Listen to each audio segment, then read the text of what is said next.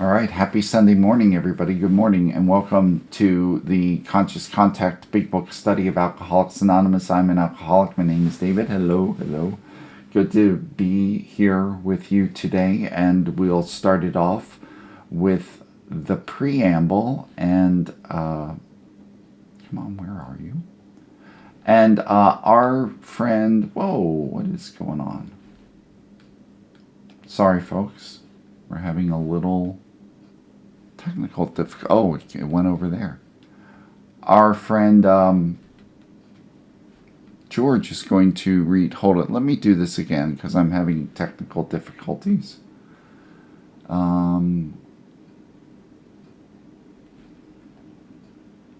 There we go. George, you should be able to see the preamble on your screen. I can, yes, thank you. Then we'll have a moment silent to get our thoughts together, please.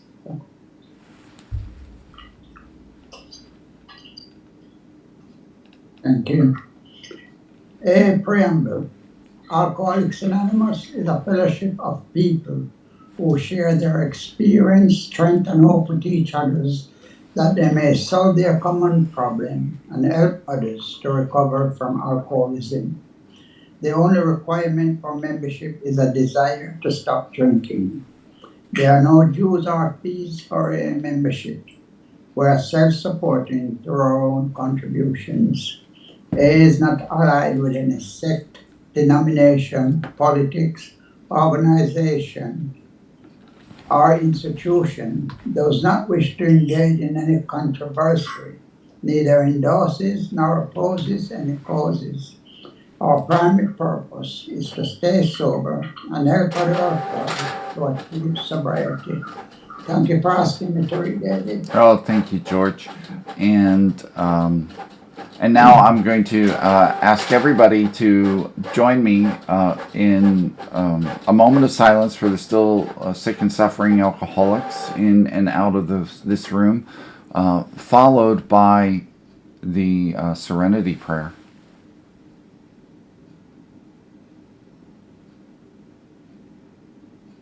God, grant me the serenity to accept the things I cannot change, the courage to change the things I can, and the wisdom to know the difference. It looks like today that there are no new people here, but maybe there are. So just quickly, we are a line by line big book study. We go very slowly through the book. The purpose is to really when we go slowly through the book, a new awareness, a new relationship to the text really opens, and for me, it really changed my program, changed my understanding of Alcoholics Anonymous, changed a big understanding in my responsibilities as a sober person and the duties, and so that's what we do today. And our format is we will speak up until I'll speak up until 7 a.m. and then we'll open it up for discussion and questions. And I'll take us through the text. Our text today, we are going through pages. We're about halfway through page 84 is where we start, where the paragraph that begins this thought brings us to step 10, and then we'll go approximately a full page over to a little below the center line of page 85. Just FYI before I forget, and one of the things that we do is we categorize the text as we go along. What I have found is that it really helps me then in two things: one, understanding the text myself, and two, sharing it with other people. And of course, that's the key: is sharing this message and having an expansive program, growing in usefulness and effectiveness. And you can see those are the 5 categories: questions, directions, explanations, promises, warnings, and history. And we highlight those certain colors to turn our big book into a ready-use reference manual. And so one of the things, rather than a intro little mini essay today, what I did, just to keep it simple, is hit some bullet points today, and those are in the chat, but I'm just going to hit on them. And a couple things, these are just like 4 points to keep in mind as we're going through the text today. And those 4 points are, while some of us may have heard steps 10, 11, and 12 referred to as quote-unquote maintenance steps, there's nothing, zero, in our literature to support that. I mean, it sounds nice. It sounds like, almost retiring in Alcoholics. Like, I've done the heavy lifting. Now it's like, now I'm going to go down to Key West for the winter or something. And no offense to anybody who may be in Florida right now or in Key West. In fact, rather than advising us to maintain, and if we think about maintain means, well, it has many meanings. I looked it up. But one of them is to prevent decay and to retain original qualities. And so it's like keeping things at a particular level. And what we find is that our literature tells us exactly the opposite. We don't maintain at a particular level. What we have to do is continue to grow in usefulness and effectiveness. And we even read that point today. Our next function is to grow in understanding and effectiveness.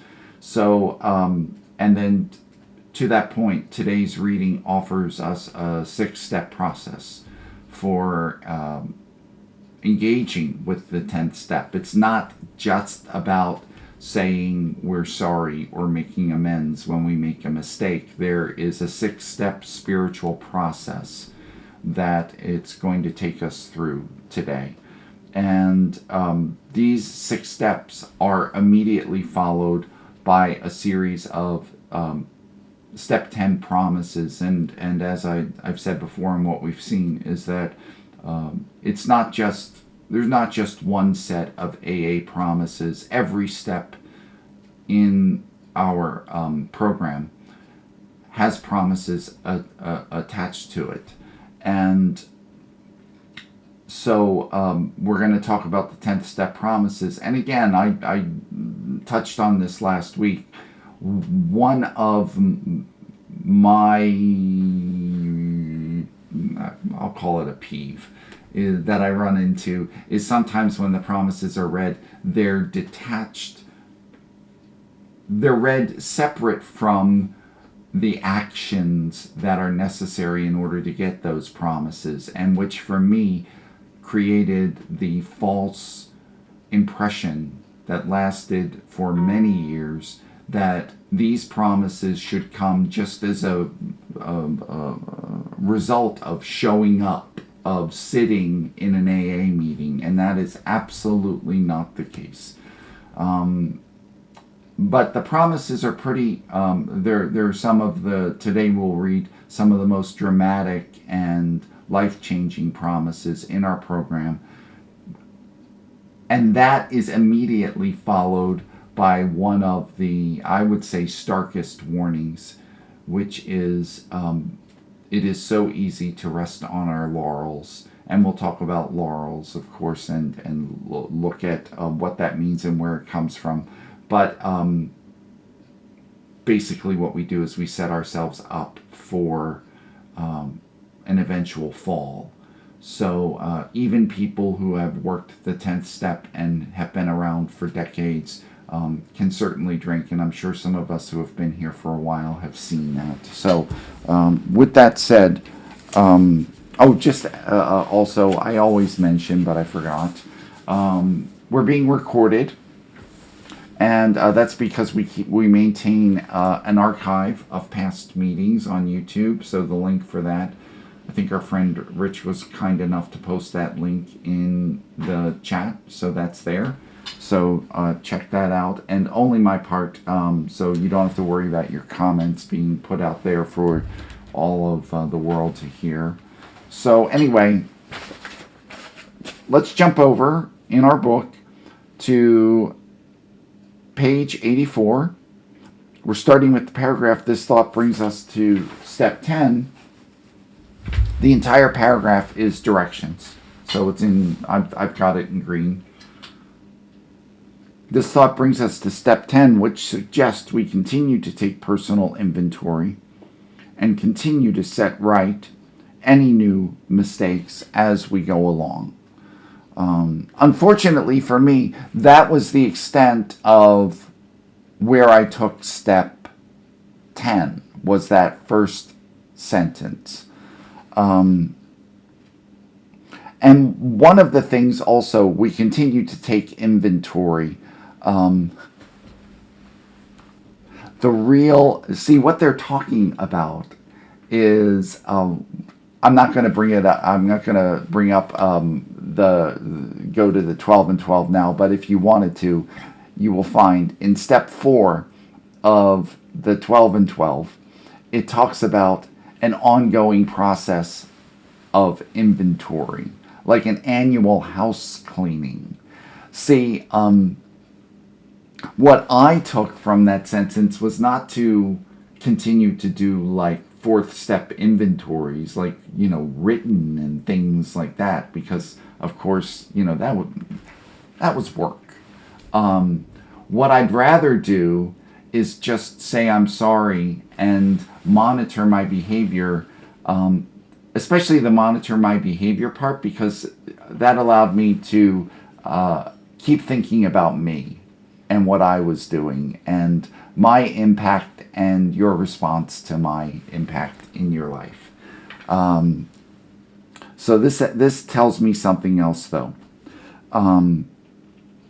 We vigorously commenced this way of life, this way of living, as we cleaned up the past.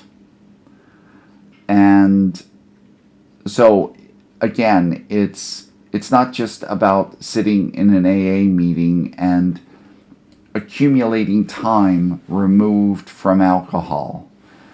It's about doing certain things. And for a long time, I thought I had entered the world of spirit when I said I entered the world of spirit, and I wanted to enter the world of spirit. However, what is it saying? It's saying that we really only enter the world of spirit when we commence to clean up the past. So we have entered the world of spirit. Our next function is to grow in understanding and effectiveness. And notice that I want to just think about the rewards, which is, or forgive me, I should really refer to them as and I won't get into it now, but there's a reason I call them promises and not rewards. And of course, I have my own little theory about that, but that's for a later time. I love to just think about the promises of the program. Isn't it great? However, if we look in our text, almost every promise listed is linked either immediately before, or immediately after, with a series of actions or obligations. And it's not one in the big book of those actions or obligations is we just keep going to meetings and accumulate time and celebrate our anniversary every year. So none of that is there, although those are good things. But we entered the world of spirit. Our next function is to grow in understanding effectiveness. This is not an overnight matter. And again, I'm sorry. I passed over something. We vigorously commenced this way of living as we cleaned up the past. So, and vigor, I looked it up just to be sure. It means robust or forceful. That means we put some energy into this.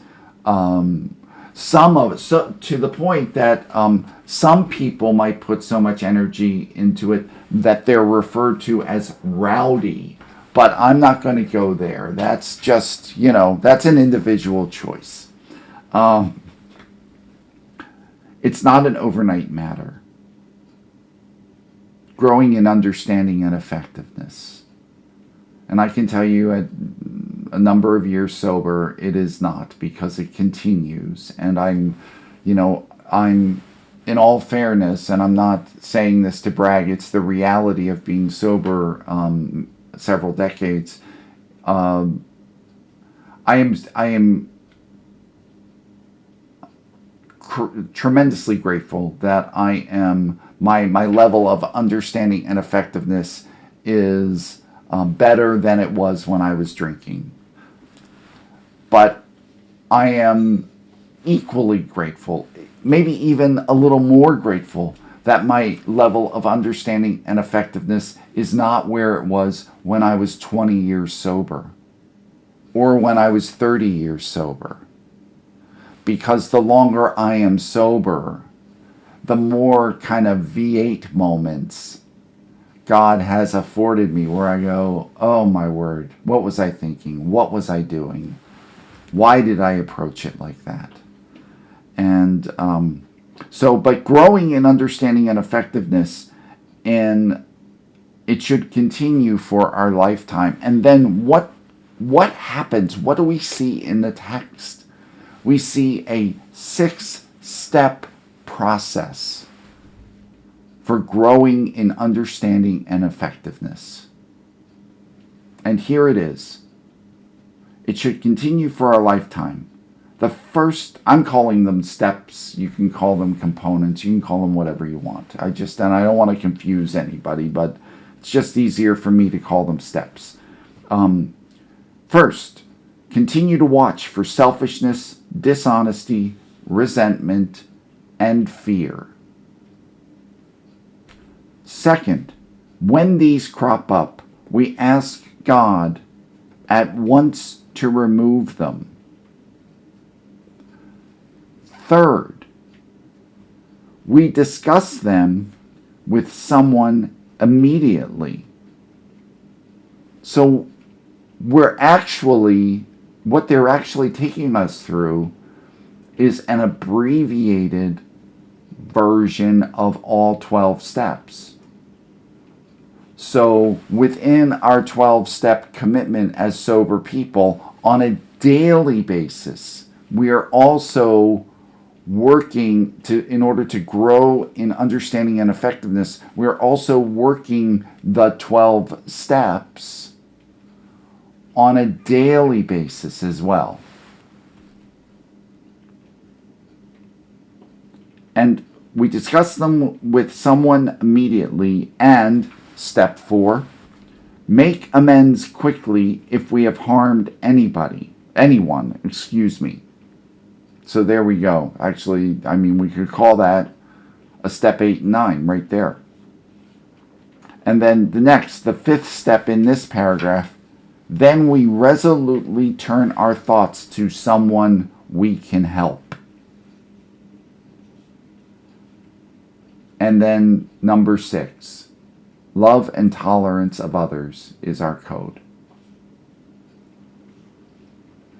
And I almost wanted to highlight number 6 as a promise, in that the longer I am sober, the more things that are listed as actions I think of as promises. And why is that? Because by doing the actions that precede them. See, I thought when I read love and tolerance of others is our code, I thought, oh, okay, I'll be loving and tolerant. Great. Okay, I'm loving and tolerant now, And I was loving and tolerant until I wasn't. And I guess my point is, I had to come to a point where, yeah, I could be loving and tolerant in those situations that suited me and went my way. But under stressful conditions, I became powerless over my behavior, which was anything other than loving and tolerant. And what I believe today is that I can only embody those, I can only do those directions when I've already received certain graces as a result of action. I hope that makes sense. So every action builds my capacity to take the next action. And now we have, so that finishes out the paragraph of direction. Now we have a paragraph that's almost entirely promise. And except for the last sentence, which is direction. So, and okay. I said I wasn't going to talk about it. I'll talk about it briefly. Why do I call them promises and not rewards? It's simply because a reward is to me, a reward seems contractual. Like you see, I'm thinking about and what I mean is, you see a poster in the laundromat. My dog is lost. Return my dog. And there is a $50 reward or whatever. That, in effect, in a loose sense, is a contract. It's an agreement. I'm putting it out there. It's a transaction. A promise is not about a contract. It's not about a transaction. It's about a relationship. The people who have made me promises, I have relationships with.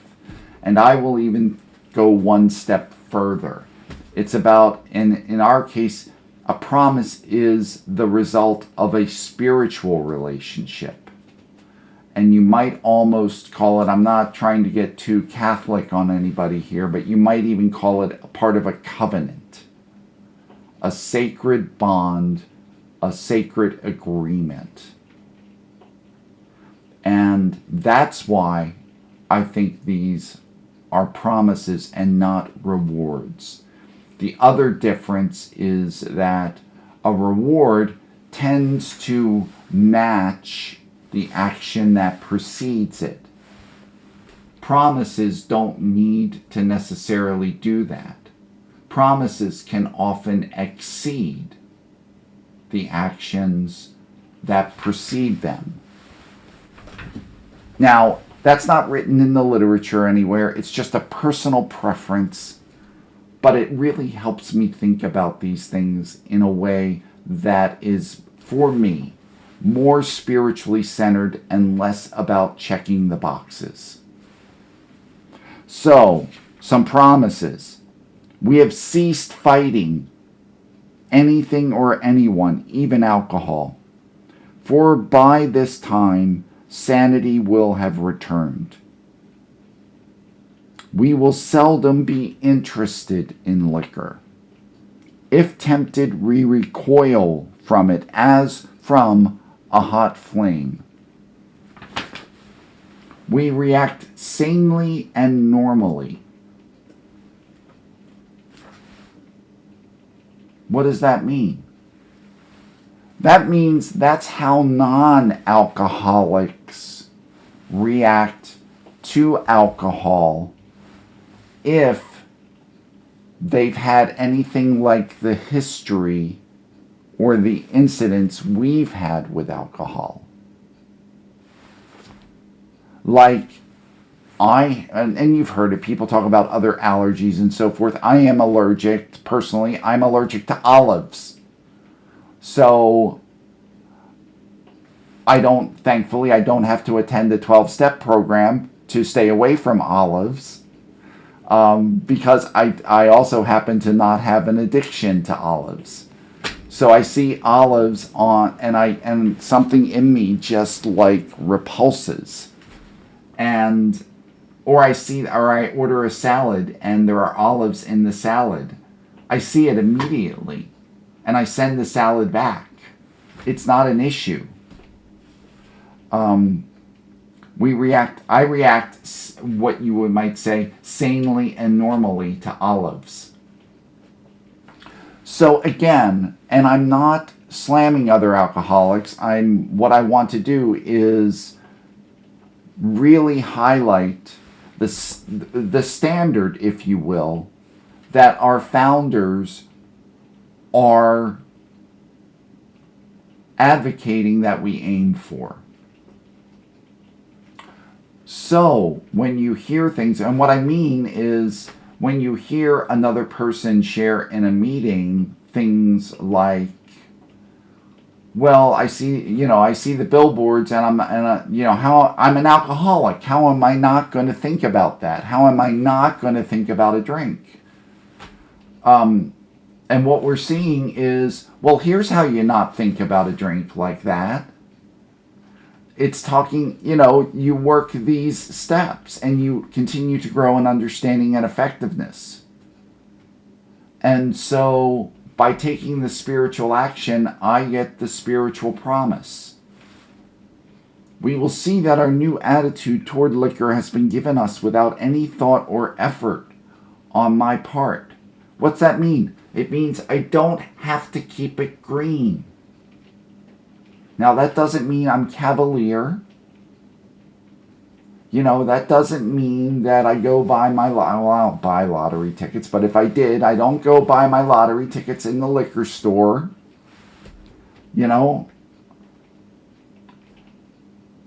But without any thought or effort on our part, it just comes. Like we realize we're reacting this way after we've been reacting this way a while. That is the miracle of it. We are not fighting it. Neither are we avoiding temptation. And it says elsewhere, I don't know the page. Somebody can put it in the chat if they remember this. I know, because I was reading it with my sponsor recently. It talks about in the chapter 2 Wives, which has some remarkable stuff in it, by the way, but that's for another day. It talks about I'm paraphrasing, if your husband drinks again, there's obviously something wrong with his spiritual condition. And this notion of, if I am dogged by thoughts of drinking or temptations of drinking, we're not judging you. But that is an indication that there is spiritual work that still needs to be done. We feel as though we have been placed in a position of neutrality, safe and protected. We have not even sworn off. Instead, the problem has been removed. It does not exist for us. We are neither cocky nor are we afraid. That is our experience.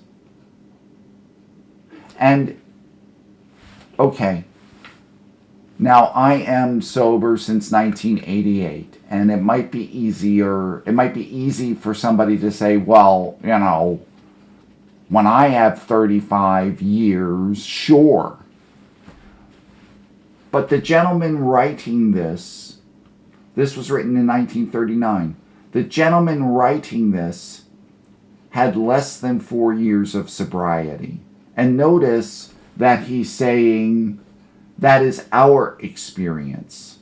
So there were many people involved in the writing of this book who were sober much less than 4 years. And what they're saying is that is their experience. It's not a product of time, it's a product of having taken certain actions. And then we end it with a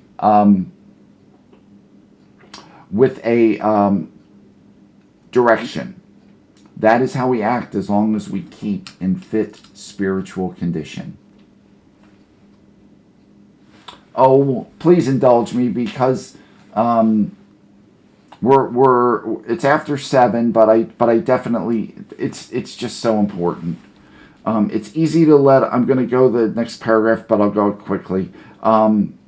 First 2 sentences are warnings. It's easy to let up on the spiritual program of action and rest on our laurels. There's a link in the chat about resting on laurels. Laurels was an award or a trophy given in ancient Greece when somebody accomplished something or won a race. What they're saying is it's easy to cruise on our past accomplishments. We are headed for trouble if we do, for alcohol is a subtle foe. We are not cured of alcoholism. All warning. And then here we go, followed by a promise. What we really have is a daily reprieve contingent on the maintenance of our spiritual condition. And then we end the rest of the paragraph with direction. Every day is a day when we must carry the vision of God's will into all our activities. How can I best serve thee? Thy will, not mine, be done. These are thoughts which must go with us constantly. We can exercise our willpower along this line all we wish. It is the proper use of will. And there we have it. So thanks for, I think that's pretty self-explanatory. So with that, we got lots of hands already. And so I'll open it up.